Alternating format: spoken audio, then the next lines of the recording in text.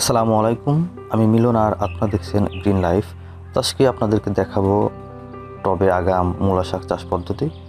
তো বীজ বপনের এক সপ্তাহ আগে মাটি তৈরি করে নিতে হবে।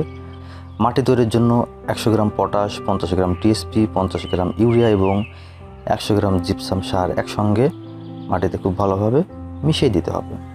এবং বীজ বপনের সময় অবশ্যই মাটি ঝুরঝুরে করে নিতে হবে। বীজ দুইভাবে বপন করা যায়। সরাসরি বীজ ছিটিয়ে দেওয়া যেতে পারে অথবা 1/2 সেন্টিমিটার গর্ত করে গর্তে বীজ বপন করা যেতে পারে। বীজ 1 থেকে 2 ঘন্টা পানিতে ভিজিয়ে রাখতে হবে, তাহলে খুব দ্রুত বীজ থেকে চারা গজাবে। তো যেহেতু আমি শাক চাষ করব, সেজন্য একটা হালকা ঘনত্বে আমি বীজ বপন করব। হালকা ঘনত্বে বীজ বপন করলে গ্রোথ একটু ভালো হবে। তো দেখুন, এখানে আমি 1/2 সেন্টিমিটার করে গর্ত করে নিয়েছি এবং এই প্রতিটি গর্তে 2টি করে বীজ দিয়ে দেব। তো দেখুন, আমি এখন বীজগুলো দিয়ে দিচ্ছি। এরপর মাটি ভরাট করে দেব এবং হালকা পানি সেচ দিয়ে দেব।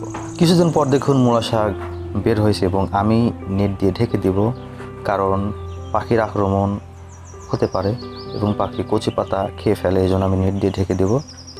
এবং এই মূলা গাছে তেমন পোকামাকড়ের আক্রমণ হয় না, এজন্য কোনো প্রকার কীটনাশক স্প্রে করার প্রয়োজন হয়নি। মূলা গাছে মাঝে মধ্যে গোড়া পচা রোগ দেখা দিতে পারে, সেক্ষেত্রে গোড়ায় শুকনো ছাই প্রয়োগ করতে পারেন।